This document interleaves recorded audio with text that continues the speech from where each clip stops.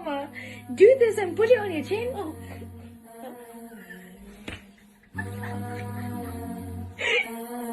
This is Saman Sacharvi and her daughter, Vianne Mangrio. Sadly, they are no longer here with us today. They lived in Burnley, UK. They had a beautiful, loving mother and daughter relationship. Vianne's father living in Pakistan. Vianne was only 14, but both her parents were very proud of her because she already had plans to go to Cambridge and study law. Saman had hired a man named Shahbaz Khan to do some handiwork around the house, but he did more than just handiwork on the day of October 1st, 2020. The bodies of Saman and Vianne were found when police decided to go to their house for a welfare check. Police launched an investigation and found that the handyman on CCTV was there that day. 52-year-old Shahbaz Khan was then arrested. He had laced Saman's rose wine with diazepam before ultimately strangling her. A little while after that, at 3:25 p.m., Vianne was coming home from school, and when she arrived into the house, Khan drugged her and ended her life too. To throw him off as the suspect, Khan tried to make it look like the bodies were set on fire by the tea kettle, but had trouble doing so. So instead, he started to write on the wall, "COVID-19 and my mom is evil," to make it look like the two mother and daughter didn't like each other and had a falling out. Luckily for autopsy, it showed that that wasn't the case, and that Saman passed away from pressure on her neck, while her daughter's body was so badly burnt that they could only say that she died of asphyxiation. In Khan's loft, they found jewelry worth 27,000 pounds that belonged to Saman. Khan was sentenced to life in prison, with a minimum of 34 years, while his wife, who also tried to lie about his whereabouts to the cops, was jailed for 30 months. Always be careful on who you allow in your home.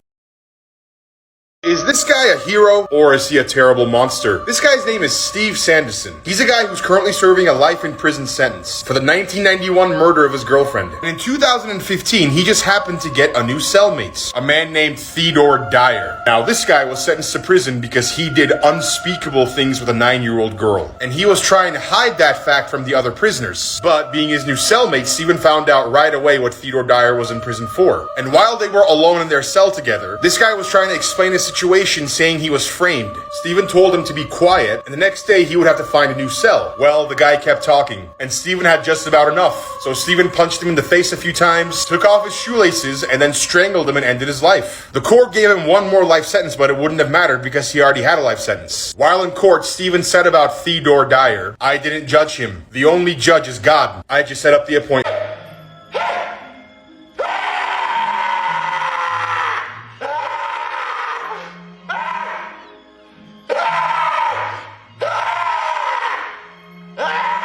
Oh, I've missed you, Mr. Tusk. How I've missed our merry times together on Ponder Rock.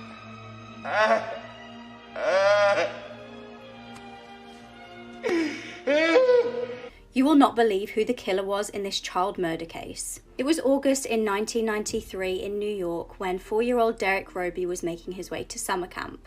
He only lived 1 block away, and his mum claims that this was the first time she'd ever let him walk anywhere on his own. Tragically, that afternoon, Derrick's remains were found. He was discovered in the nearby woods about halfway between his house and his intended destination. He'd been lured from the pavement, strangled and beaten with rocks. Disturbingly, he'd been SA'd with a stick. It's also worth noting that when he was found, he had Kool-Aid poured all over his body. Bizarrely, 4 days later, 13-year-old Eric Smith offered to help police with the case. When police questioned him, he initially claimed to not have seen Derrick that day, but he then did keep changing his story. Now, when Eric's dad attended the police station to see what was going on, he offered Eric some Kool-Aid. Eric reacted very bizarrely to this and threw the Kool-Aid on the floor. At this point, police were very suspicious of Eric, and they also found out from neighbours that he'd been asking very strange questions. These were questions all about DNA evidence and also what would happen if they found that a child had killed Derrick. Shortly after, Eric did confess to the killing. He claimed that it was because of his anger about being bullied by other kids. At the age of 13, he was convicted of second-degree murder. This is a more recent picture of Eric, and he was actually released from prison in February of this year. The Teletubbies conspiracy theory claims that the show was inspired by events in a Bulgarian mental facility called La La Land. Psychotic children were purportedly isolated in dark rooms, and apparently 4 children who died on the same day inspired the characters in Teletubbies. Lala's facial disfigurement and 5 years of isolation inspired Lala. Tuate, a deaf facially deformed child was tied to the fence outdoors and frostbitten, inspiring Tinky Winky. Donka, starving and unwell, inspired Dipsy by lying in his vomit for days. Ultimately, Paulina fell into a fire and was roasted alive, inspiring Poe. So why are they called the Teletubbies? The children's main source of comfort were the television sets in their room, and when they got word that the mental institution was getting rid of them, the children concocted a plan to hide the TVs. The children would rip out their insides to hide the miniature TV sets that were too big to swallow, only to be found dead by the returning caregivers the next morning. This is the case of 16-year-old Susana Morales and how a police officer has been accused of murdering her. On Tuesday, July 22nd, 2022, 16-year-old Susana Morales went to go visit a friend that lived nearby. This friend lived in the Sterling Glen Apartments, which was near Susana's home on Santa Ana Drive. Susana would normally walk to this friend's house, so this was a route that she had taken many times. She left her home at around 6 p.m. and was at her friend's house for a couple of hours. At around 9:40 p.m., Susana texted her mother Maria and told her that she was on her way home. Again, this should have taken her a very short amount of time since they lived so close. It should have taken her about 10 minutes. However, when 10 minutes went by, Susana was still not home. Maria began texting and calling Susana to see if everything was okay, but she never got a response back. The family continued to try and get in contact with Susana, but at about 9 a.m. the following morning on July 27th, the Morales family called the police department and reported Susana as missing. However, the police department told the family that they didn't believe Susana was missing or that she was in any type of danger. In fact, they told the family that she was most likely a runaway. They also told them that they needed to wait 48 hours before officially reporting her as missing. Now, the family knew that Susana would not voluntarily leave. Things were great at home. She had a loving family, she had loving sisters, loving parents, a boyfriend, and it just wasn't like her to go completely MIA. So the family took the investigation into their own hands and they started going around the community asking if anyone had seen Susana the night that she disappeared. And someone did. One of their neighbors caught security camera of Susana walking home. Now, this neighbor's house was very close to the Morales house. It was literally just a 1-minute walk. You can see Susana wearing a yellow tank top, light blue jeans, and white Crocs. She was walking by herself on the route that she would normally take to go back home. However, somewhere between her neighbor's house, which was just a minute away, and her house, something happened. Family showed this footage to the police because it clearly shows that Susana was not running away. She had her phone on her hand and she was literally walking home. So police looked at this footage and they decided to look at her phone records to see if it could ping a location. Phone records showed that between 10:07 and 10:21 p.m., Susana was walking in the direction of her house on Singleton Road. Then between 10:21 p.m. and 10:26 p.m., her phone indicated that she was in the area of Oak Lock Trace and Steve Reynolds Boulevard. After that, her phone either died or was turned off. After discovering this information, there really wasn't any serious movement in Susana's case. It literally took police a month to put out a statement letting people know that Susana was missing, but at this time, they still considered her a runaway. However, that would all change on February 6, 2023. This is when the remains of 16-year-old Susana Morales were discovered along Highway 316 between Drowning Creek and Barrow County. And next to Susana's remains, police found When police checked the serial number, it came back as belonging to 22-year-old Miles Bryant. And it turns out that Miles was actually a police officer. Okay, more in part 2.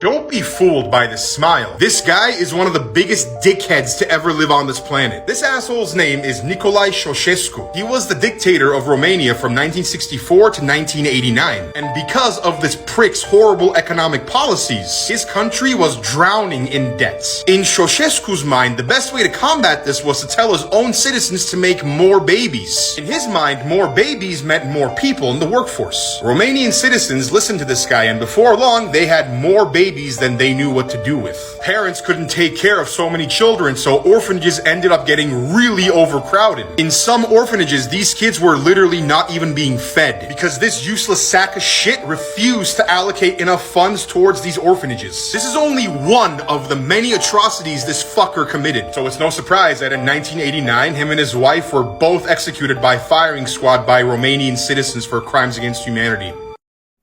Okay, this appears to be one of the weirdest true crime stories in history. And it's one that totally flew under the radar, at least in the United States, because of when it happened and where it happened. Back in early 2017, two separate women in two separate countries were both approached by men saying they wanted to film a series of prank videos for YouTube. One was from Vietnam, one was from Indonesia. They were paid a small amount of money for this, although it wasn't a small amount of money to them. The prank was that they would run up to strangers in public places and smear some sort of lotion or baby oil or something on their faces, and then apologize and run away, or kiss them on the cheek and run away, and that was the prank. And they did this over and over and over again, getting specific direction from the guys who hired them on how to dress, on exactly where to smear the cream, that kind of thing. They did it, they got paid, everything seemed fine, they assumed these videos were going up somewhere. In February of 2017, each of the women were told, hey, we're going to bring in a partner, the two of you are going to work together on this one. It's at Kuala Lumpur Airport in Malaysia. They were told exactly how to dress. One of them was told to wear a white t-shirt with the letters LOL on it. You know, like maybe that was branding for the prank channel or something. They were shown the target. They ran up. They smeared the stuff on his face. And then he died. This time, the baby oil had been replaced by the deadly nerve agent VX. The prank victim was Kim Jong-nam, the half-brother of Korean dictator Kim Jong-un. The two women were apparently unknowingly carrying out an assassination on behalf of the regime. See, Kim Jong-nam had been working with the CIA, apparently, and had been exiled from North Korea since 2003. They had apparently tried to take him out multiple times and finally succeeded by convincing two young women they were acting in a prank YouTube video.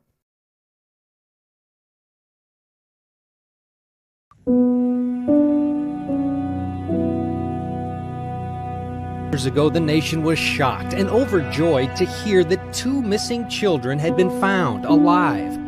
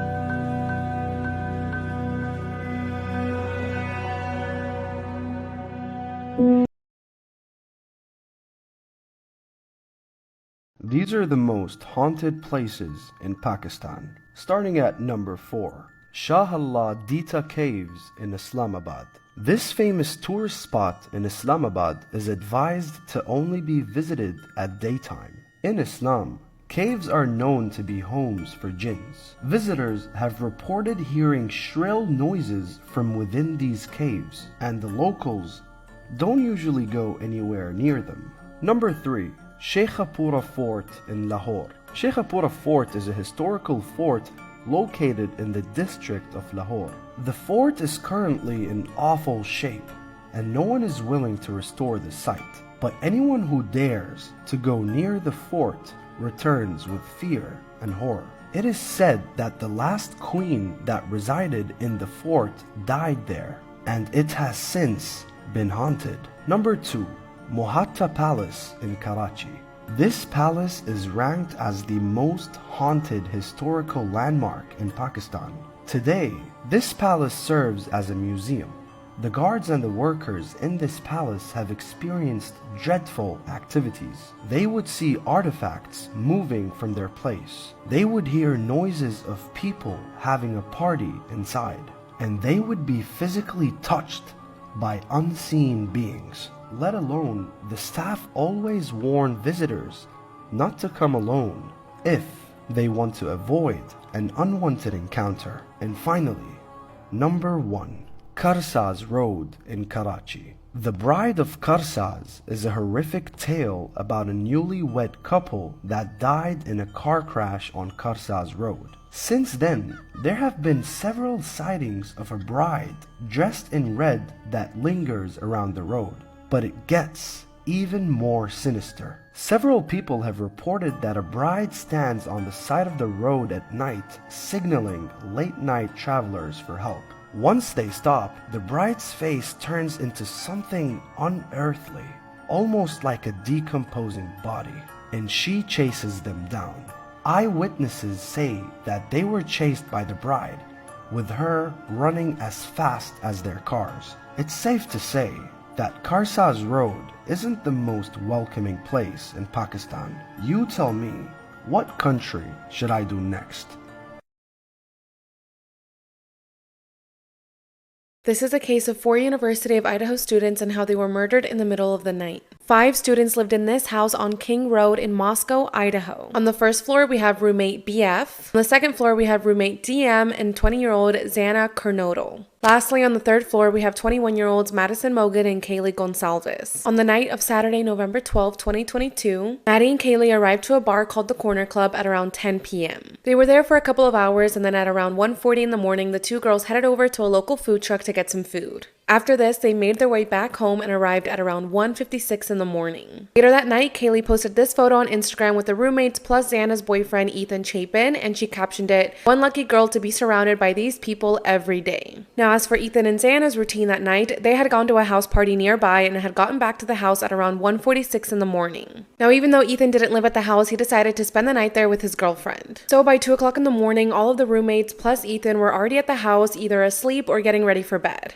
However, we do know that Xana remained awake for some time because at around 4 o'clock in the morning, she ordered a DoorDash order to be delivered to the house. Around that same time, roommate DM was woken up by the sound of what she thought was Kaylee playing with her dog Murphy up on the 3rd floor. A short time later, she heard who she thought was Kaylee say something to the effect of, "There's someone here." However, this also could have been Xana because her phone records show that she was on TikTok at around 4:12 in the morning. So after hearing someone say, "There's someone here," roommate DM looked outside her bedroom door, but she didn't see anything.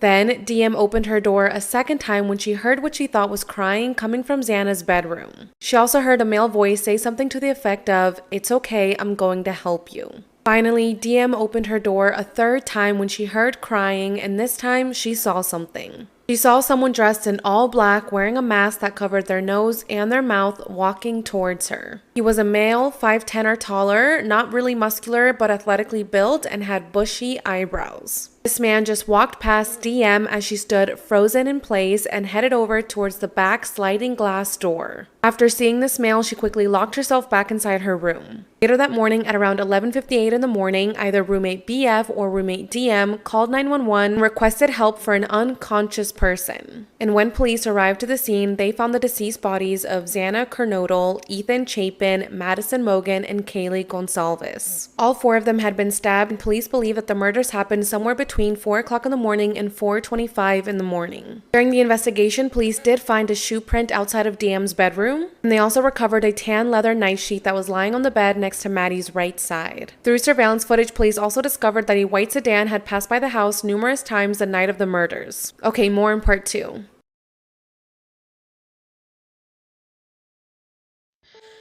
Did you guys know that the movie The Hills Have Eyes is actually based on a true story, and the actual story is just as disturbing, if not more? So this story takes us to a place called East Lothian in Scotland, and that's where we meet Sawney Bean. Sawney came from a very poor family, and his father was a ditch digger and a hedge trimmer. So naturally, his father expected his son to follow in his footsteps. However, Sawney ended up meeting a woman called Agnes Black, and a lot of people suspected her of being a witch, if not evil. Some people even claimed that she ate human flesh. So knowing that their relationship would never be approved, they decided to run away together. However, they went for a very alternative lifestyle. They were said to have started living in this cave here, and it's located on the Galloway coast in Scotland. And because this story took place in the 1600s, the couple were able to get away with a lot. Together, they ended up having 8 sons and 6 daughters. And all of those kids ended up producing 18 grandsons and 14 granddaughters. So yes, basically they were all breeding with each other. Now, because they were living in a very remote area, they basically had no human contact. Whenever they would see a human passing by the coast, they would attack them. Now, at first, their goal was just to rob these people of whatever food and money and belongings they had, but soon it developed into something much darker. They not only started attacking men, women, and children, robbing them, but then they would take their bodies into their cave and devour them. It's estimated that the entire Bean family had well over 1,000 victims. However, one time they ended up attacking a couple on horseback that was on the beat, and they went for the wife first, and the man was able to get away. But before he was able to get away, it was said that the family attacked the wife and basically disemboweled her, cut her throat open, and mutilated her entire body before taking her to their cave. Obviously, the husband, terrified, escapes and runs back to the village and reports everything to the king. That's when the king launches an investigation and hunts down the Bean clan. When they finally did find the cave, inside was a scene out of a horror movie. There was gold, watches, and clothing all over, but there was also pieces of human limbs hanging from the wall like dried beef. Because of the heinous crimes they had committed, it was said that they weren't given a trial, and the men had certain parts of their body cut off and then they were thrown into the fire. They also made the women and the young girls watch the men burn alive. Then when it came for their turn, they were simply just thrown into the fire. I have a slightly longer version of this on my YouTube channel, same username at HeebieJeebiesTV. Here's some better footage of the Watts family ghosts caught on police body camera. The first video that you're going to see is going to be the one of a little girl running down the stairs.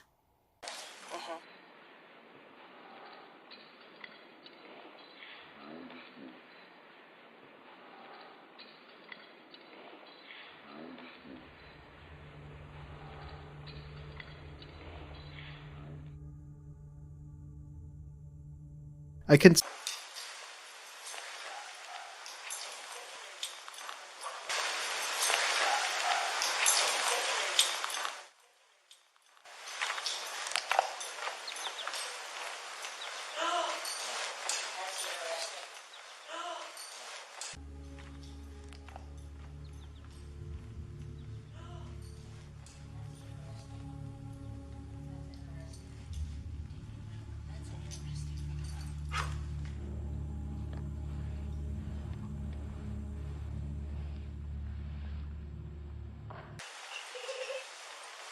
Oh my gosh.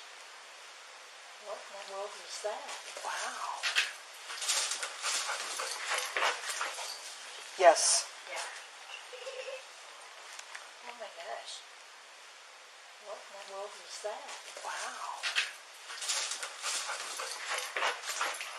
Hi. It's me. I miss your face. I was just calling to say hi.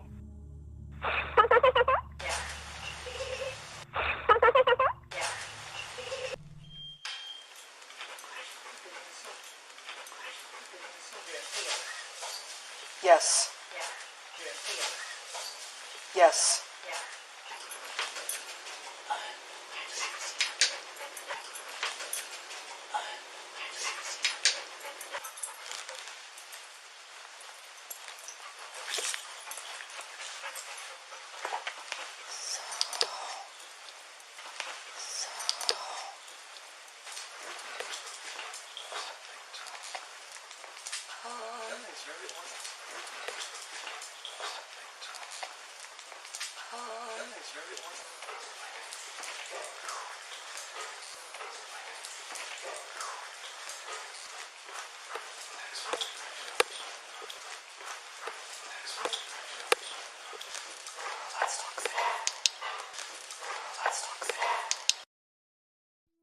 Obviously a ton of conspiracies about Michael Jackson, but in my opinion one of the most interesting ones, if not a little ridiculous, is that this is what he actually looked like. Hear me out. On January 27, 1984, Michael Jackson was shooting a Pepsi commercial at LA's Shrine Auditorium. Everything was going great until the sixth take when the pyrotechnics malfunctioned, causing his head to be engulfed by a fireball on camera in front of 3,000 fans. Now, he likely couldn't feel it at first, but as he made his way down the stairs onto the stage, it didn't take long for the stagehands to realize he was on fire. Aaron Fay, his hair and makeup artist at the time, said, quote, "This was someone I knew and he was on fire. By the time I got to him, all of his hair was gone and there was smoke coming out of his head." According to the hospital, Michael suffered second and third degree burns across his head and face. In 1992, the music video director that was filming his tour, Rudy Dolezal, was told that Jackson refused to appear on camera on days that he wasn't performing because on those days he didn't have a nose. Rudy went on to tell the New York Post that Jackson needed a prosthetic nose that took hours to put on using makeup and putty. In 2002, rumors were running rampant in the tabloids that what was left of Jackson's nose cartilage had completely collapsed. So what's the conspiracy, man? I couldn't figure out what it was used for, but there is footage of Michael Jackson being made up to look like an old man using makeup and prosthetics, and it's very convincing.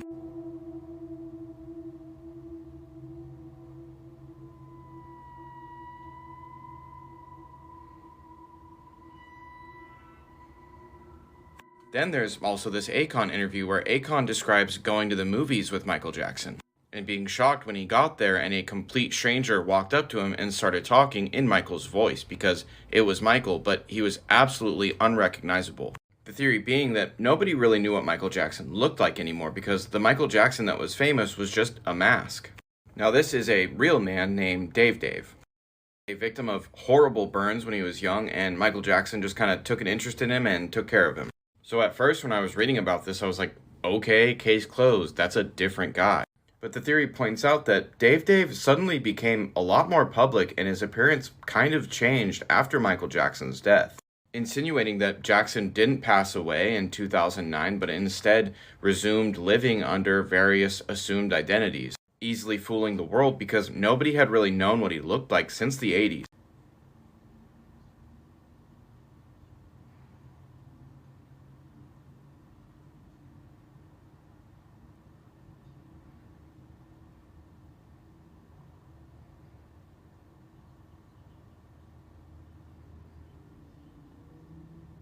Hit the link in my bio to watch hours of conspiracy theory content on my YouTube and have a great week.